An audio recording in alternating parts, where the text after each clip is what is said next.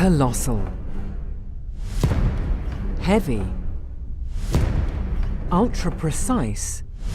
Extremely maneuverable. Super rugged. Whenever an ALMA transporter moves a fragile, high-tech antenna, there is a lot at stake. This is demanding work for both man and machine. The two huge ALMA transporters, named Otto and Lore, crawl across the magnificent landscape of the Chilean Atacama Desert, moving the sensitive antennas with the precision of the finest Swiss clockwork. The capacity to relocate the antennas is a crucial aspect of the operation of the powerful ALMA array. This is the ESOcast, cutting-edge science and life behind the scenes of ESO, the European Southern Observatory, exploring the ultimate frontier with our host Dr. J, aka Dr. Joe Liske. ALMA, the Atacama Large Millimeter Submillimeter Array, is the world's most powerful telescope for observing the cool universe. It consists of 66 high-precision antennas that can be placed up to 16 kilometers apart.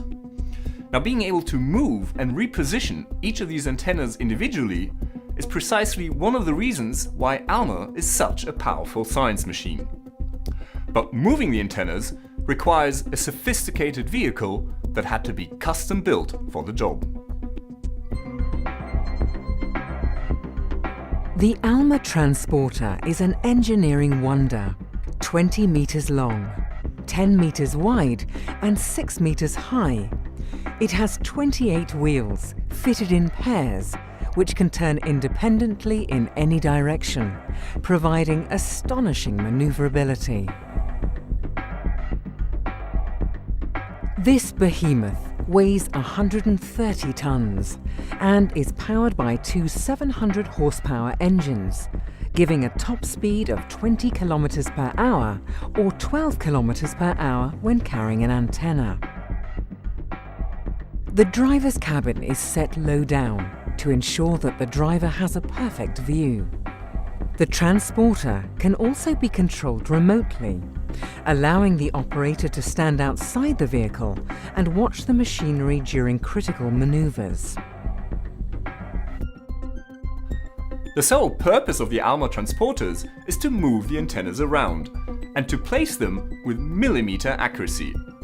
Now that's not bad, considering that each of these antennas weighs in at more than 100 tons. Now, an antenna trip can range anywhere from a few hundred meters from one antenna pad to the next, to some 28 kilometers from the base camp up to the Chajnantor Plateau at 5,000 meters above sea level.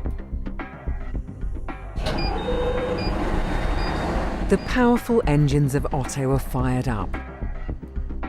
Whenever an antenna move is scheduled, the utmost attention of the transporter team is required. Picking up a colossal ALMA dish will never become a matter of routine, as the slightest mistake could result in a fatal accident. The U-shaped frame of the transporter spreads the load evenly. Carefully, the movers bring the transporter to an optimal position and prepare the antenna for the trip.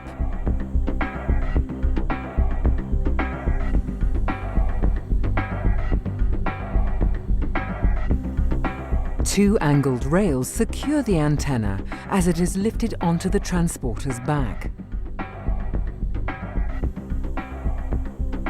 The ALMA transporter keeps the antenna earthquake safe in an ultra-rigid grip.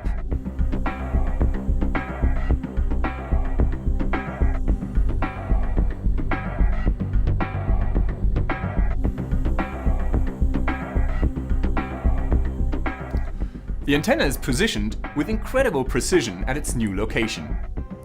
But transporting an antenna from the base camp up to the Chajnantor Plateau is an entirely different sort of challenge. It's a 28-kilometer climb up the mountain, with an altitude difference of some 2,100 meters.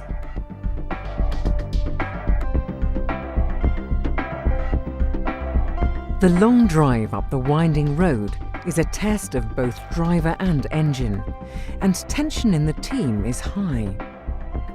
At a maximum speed of 12 kilometers per hour, the transporter creeps along the custom-made road. It is equipped with a unique suspension system that copes with the washboard pattern of the road, keeping the fragile load safe at all times.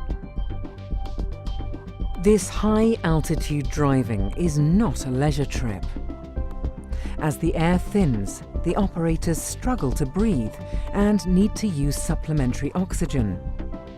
Likewise, the power generated by the vehicle's engines drops dramatically.